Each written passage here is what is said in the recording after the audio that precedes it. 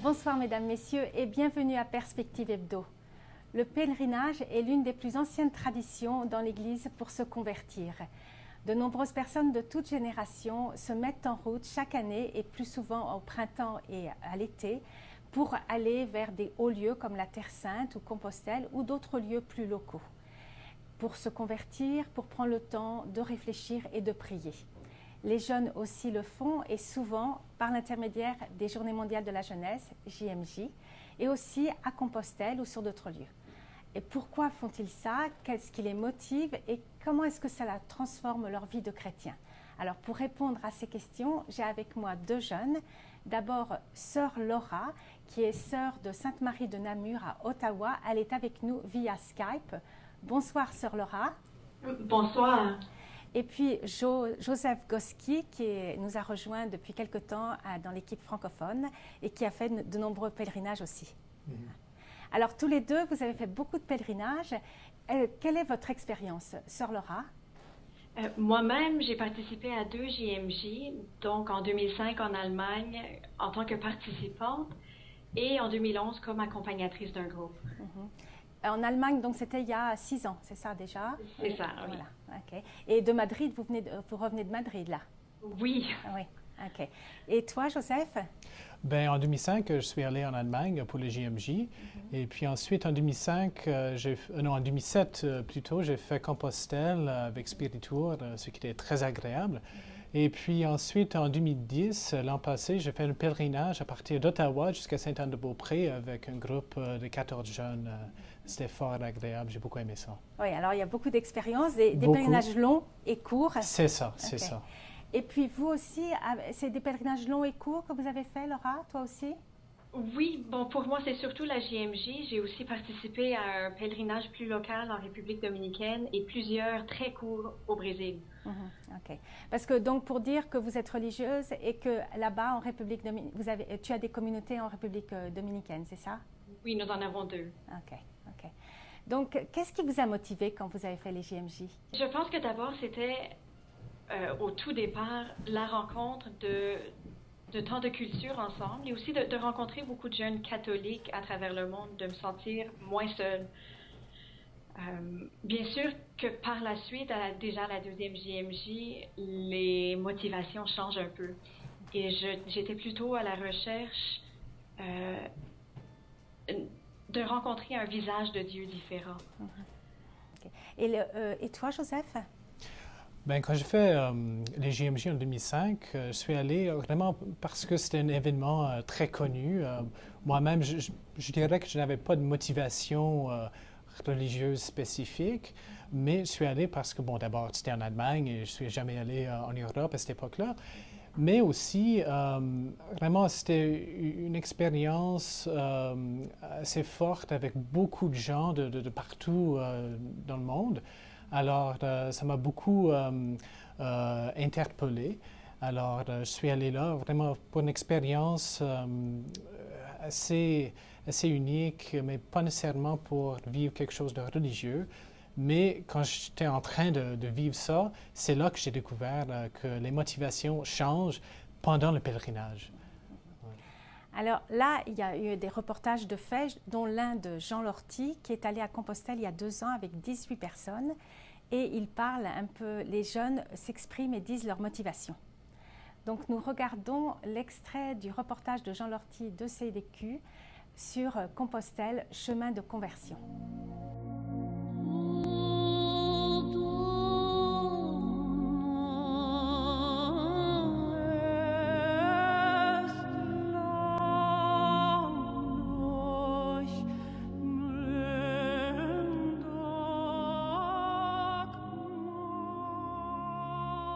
J'avais beaucoup de soucis des choses matérielles qui arrivaient dans ma vie, par exemple, quel programme j'allais étudier, patata, plein de petits soucis comme ça. Puis finalement, je venais ici en me disant « Ah, ben je vais tout régler ces petites affaires-là. En sortant d'ici, je vais exactement savoir dans quoi je vais aller étudier et tout et tout. » Mais finalement, je me suis rendu compte que c'est pas du tout ça. Il faut vraiment se laisser porter par le chemin. Je crois que c'est un peu pareil dans le groupe. Toutes les personnes qui étaient venues ici avec des attentes se sont rendus compte que c'était pas ça pourquoi ils venaient marcher? Mes motivations au début, c'était purement sportif. Je m'étais dit, bon, ben c'est l'Espagne, on va pouvoir visiter. Ça va être la première fois que je vais être en Europe. C'est 800 km, c'est quelque chose de pas mal difficile. Mais à mesure que je fais le pèlerinage, ben là, je porte plus, je commence un peu plus à prier. Je porte mes prières pour mon cousin qui a eu un anévrisme l'année passée. Je porte mes prières envers ma blonde, ma famille, mes amis. Je porte beaucoup dans ma prière. Puis je sens que je vais être exaucé.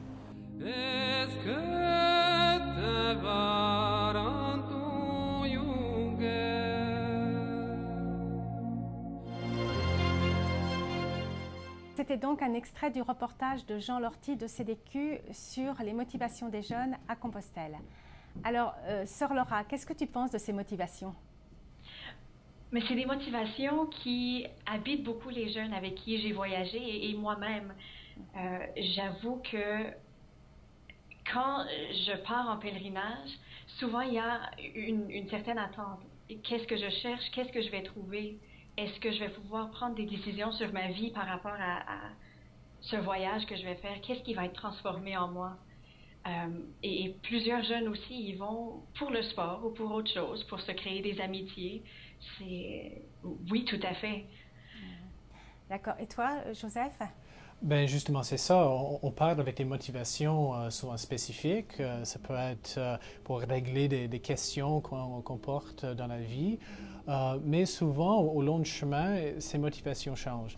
Alors, peut-être c'est un peu moins le cas au JMJ parce que c'est un pèlerinage assez court. Mais à Compostelle, par exemple, là, on est en train de marcher pendant plusieurs semaines.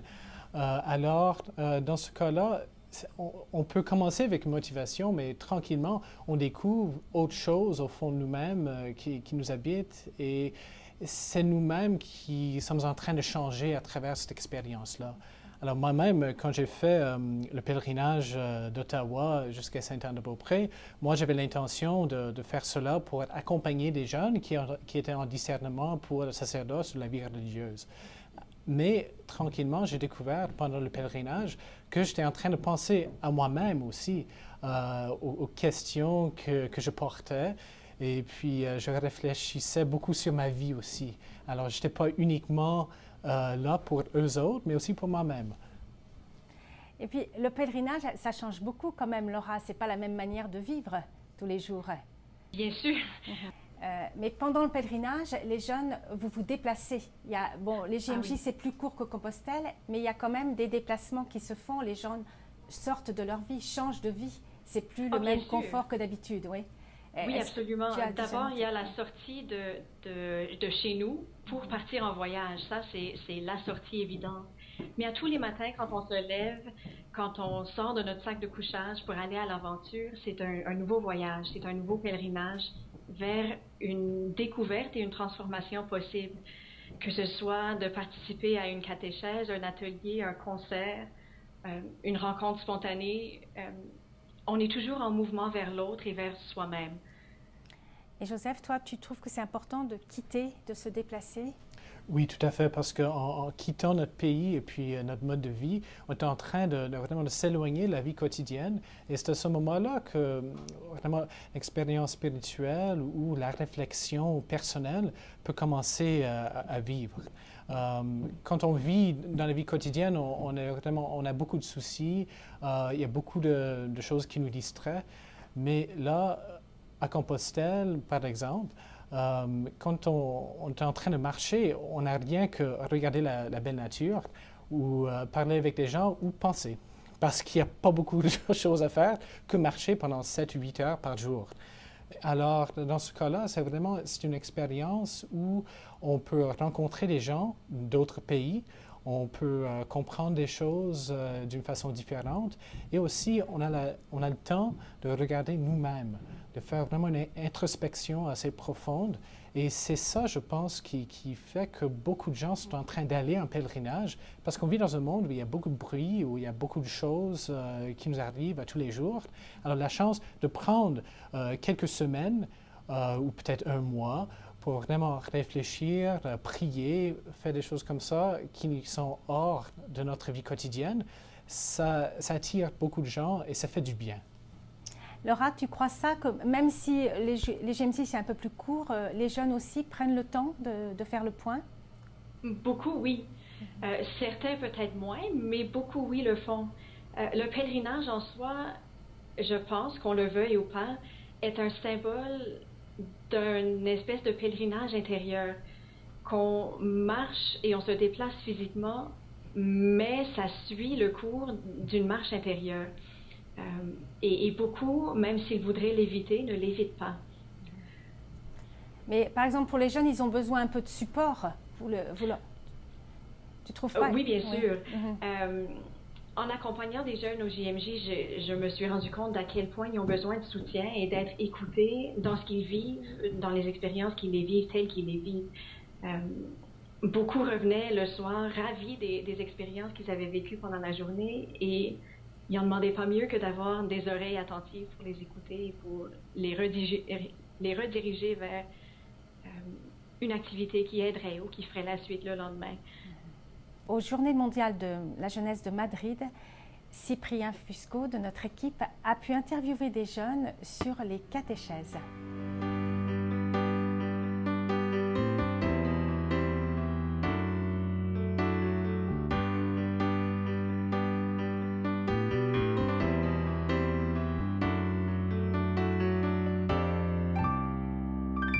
Ce que je m'attends du pape, c'est vraiment, quand il va nous adresser la parole, c'est la richesse de ses discours, c'est sa présence comme père de l'Église catholique. Alors sa présence en tant que père va être vraiment très enrichissant pour notre foi. Et j'ai hâte vraiment d'entendre son discours, qu'à chaque fois son discours, il me nourrit dans la foi.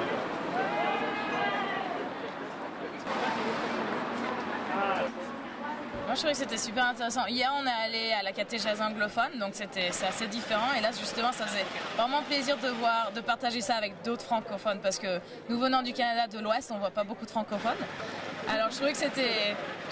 Non, moi, j'ai vraiment aimé. C'était un moment, justement, pour se recueillir et vraiment être, je sais pas, calme, seul, tranquille, et pour vraiment penser. Parce que sinon, je trouve qu'il y a beaucoup de monde, et des fois, je me sens un peu trop stimulée. Mais là, c'est un moment vraiment se recueillir et vraiment... Ouais. De se laisser habiter par le Christ. La conversion, c'est pas d'abord une conversion morale. La richesse vraiment des évêques dans leur enseignement. Je trouve que vraiment, là, les réponses aux questions, l'enseignement de la spiritualité, voilà, ça nous invite, nous les jeunes, à vraiment aller chercher, affermir notre foi pour que nous-mêmes, on puisse aller évangéliser. Parce que comment on veut évangéliser si on n'a pas nous-mêmes affermi notre foi, si on n'a pas nous-mêmes, si on n'est pas rentré en profondeur dans notre cœur pour chercher Jésus et vraiment pour qu'il soit dans notre cœur là, et comprendre son amour, comprendre tout ce qu'il a fait pour nous. Alors du coup, toutes les catéchismes qui se vivent présentement, c'est vraiment enrichissant pour notre foi. C'est nourrir notre foi. C'est vraiment nourrir notre foi pour qu'ensuite, après ces JMJ, on retourne à nos habitudes, à nos quotidiens. Et voilà, parler de Jésus au boulot, dans les lycées, dans les collèges, voilà, donc au travail.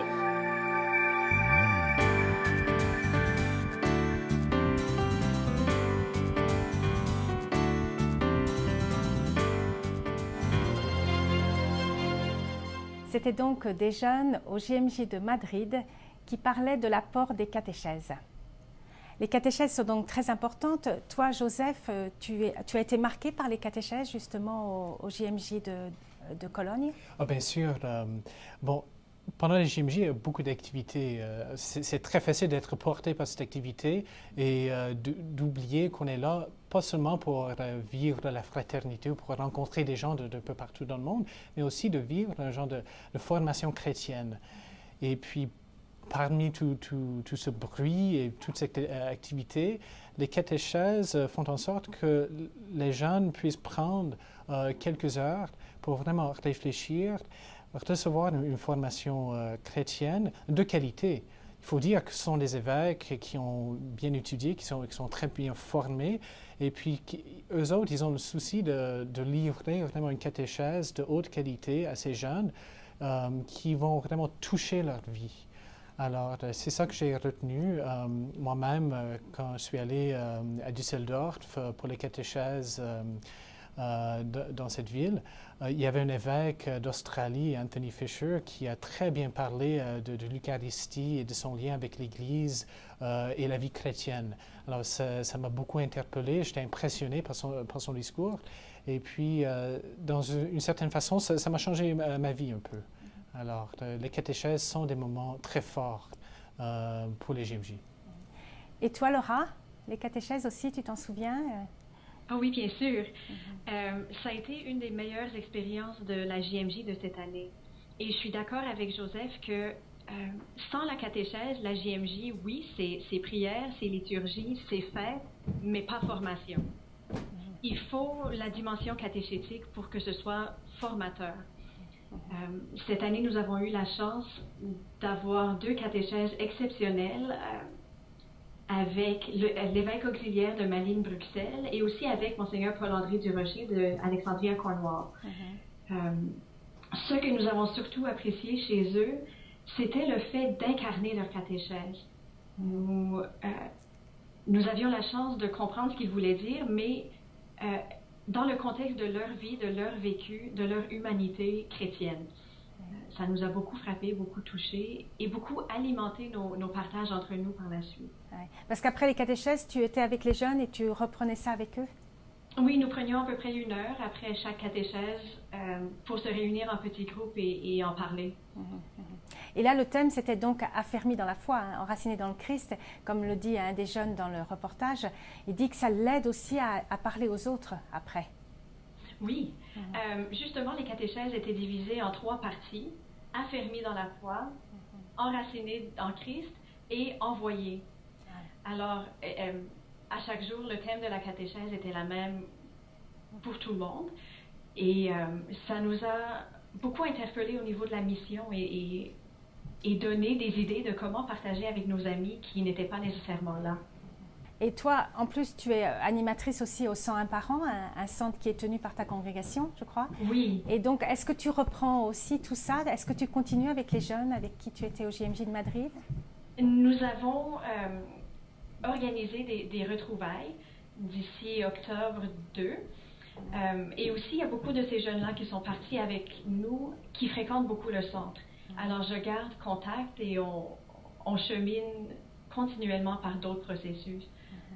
Et toi, Joseph, est-ce que quand tu étais au JMJ de Cologne, est-ce qu'après tu as gardé un peu des contacts avec les gens que tu as rencontrés? Ou... Oui, en fait, pour moi, c'était assez spécial. Quand j'étais à Bremen, au nord de l'Allemagne, j'ai rencontré un jeune Polonais qui avait à peu près mon âge.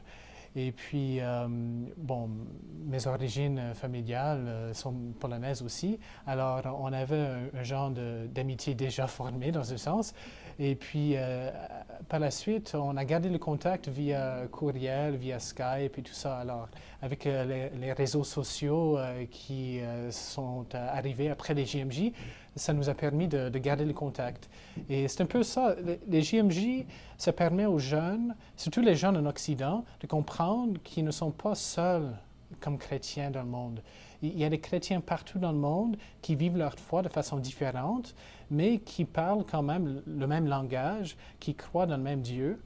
Et ça nous aide beaucoup, ce sentiment qu'on n'est pas seul. Et ça permet de former communauté dans l'Église. Et pour terminer, qu'est-ce que vous diriez à des jeunes qui veulent aller en pèlerinage? Quel est le mot qui vous vient le plus à l'esprit? Prenez le risque. Conversion. conversion. Et ça, vous pensez qu'il y a beaucoup de jeunes qui ont envie de le faire? Oh oui, absolument. Ouais. Vous sentez que partir comme ça, partir un peu, le côté aventure est très formateur pour eux? Oui, justement, je pense que c'est ça. Les jeunes, ils sont quasiment à la recherche d'une aventure. Il y a beaucoup de possibilités aujourd'hui avec la technologie qui nous permet de voyager à l'autre bout de la planète dans une demi-journée. Ça nous aide vraiment à chercher des différentes aventures et le pèlerinage, c'en est un. C'est un pèlerinage, c'est une aventure intérieure, c'est une aventure qu'on vit avec des autres personnes. Et je pense que ça rejoint beaucoup de gens et c'est pourquoi les JMJ, Compostelle et les autres pèlerinages sont devenus très populaires. Oui, parce que les gens sont à la fois seuls et en même temps avec d'autres, quoi. C'est ça. Et on a beaucoup de possibilités. On peut marcher seul pendant quelques heures et puis ensuite on peut rejoindre un groupe de jeunes ou d'autres personnes. Alors on a beaucoup de choix. Et au JMJ aussi, vous sentez, Laura, tu as pu sentir que les jeunes étaient à la fois seuls et en groupe tout le temps ou... Oui, mais c'est sûr qu'au JMJ, avec plus d'1 million de jeunes qui se promènent, on est rarement seul, à moins de le choisir. Mais il y a beaucoup d'occasions de choisir de prendre un temps pour soi, seul. Et ils le font. Ils le font, oui. D'accord. Ben écoutez, merci beaucoup à vous deux, Joseph et puis Sœur Laura, de nous avoir éclairé sur ce sujet, puis nous avoir donné surtout le goût de partir aussi en pèlerinage. Hein. Alors, je vous dis bonne route aussi à toi, Sœur Laura, et avec tous les projets que tu as avec les jeunes. Merci. Et puis à toi aussi, Joseph. Merci. Merci beaucoup de nous avoir suivis. Je suis Sœur Marie-Noëlle Chaumette. À la prochaine.